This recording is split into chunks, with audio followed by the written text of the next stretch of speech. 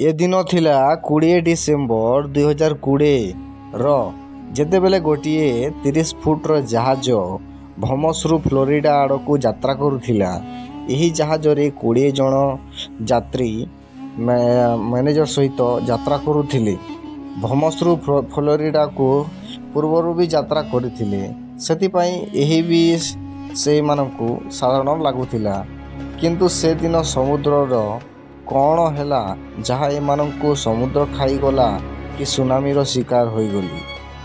Information ଥିଲା ଯେ କେବଳ ଭମସ୍ ଇସଲାଣ୍ଡ ଭଲ ଭାବେ ବାହାରିଲା, କିନ୍ତୁ ଆଉ ଗୋଟେ ଇନଫର୍ମେସନ୍ ଥିଲା ଯେ ଏହି ଜାହାଜକୁ ବରମୁଣ୍ଡା ଟ୍ରାଏଙ୍ଗଲରୁ ବି ଯିବା ଥିଲା। ଯେତେବେଳେ ଆମେରିକାର ପୋଷ୍ଟକାର୍ଡ଼ ଜଣାପଡ଼ିଲା, ସେମାନେ ଗୋଟିଏ ରିସର୍ଚ୍ଚର ଅପରେସନ୍ ଗୋଟିଏ କରିଲେ। ସମୁଦ୍ରରେ 4 ଦିନ 4 ରାତି ଚାଲିଥିଲା, କିନ୍ତୁ ଜାହାଜର ଗୋଟିଏ ବି ଜିନିଷ ମିଳିଲେ ନାହିଁ।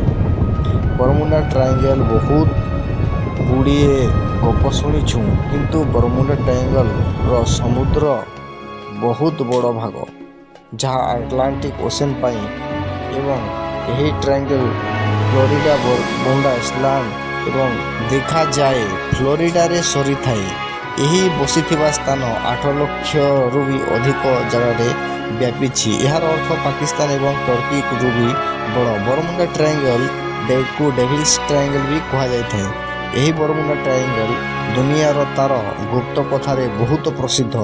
ସେଠାରେ ଯାଉଥିବା ଜାହାଜ ଏୟାରପ୍ଲେନ୍ ସନ୍ତୁଳନରେ ନଥାଏ। ଏହି ସ୍ଥାନରେ ଗଲେ ଲୁଚିଯାଏ। ଏଠାରେ ବହୁତ ଜାହାଜ ଲୁଚିଯାଇଛି ଆଜି ପର୍ଯ୍ୟନ୍ତ। ସମୁଦ୍ର ରିସର୍ଚ୍ଚରମାନଙ୍କୁ କେବଳ ଜାହାଜର ଖଣ୍ଡ ଗଭୀର ପାଣି ଭିତରେ ମିଳିଛି। ଦ୍ୱିତୀୟ ସ୍ଥାନରେ ଆଉ ଗୋଟେରେ ମିଳିଲା ହିଁ ନାହିଁ। ସମୁଦ୍ରରେ ଏହି ସ୍ଥାନରେ ଭର୍ଟେକ୍ସ ମଧ୍ୟ ଦେଖିବାକୁ ମିଳିଥାଏ।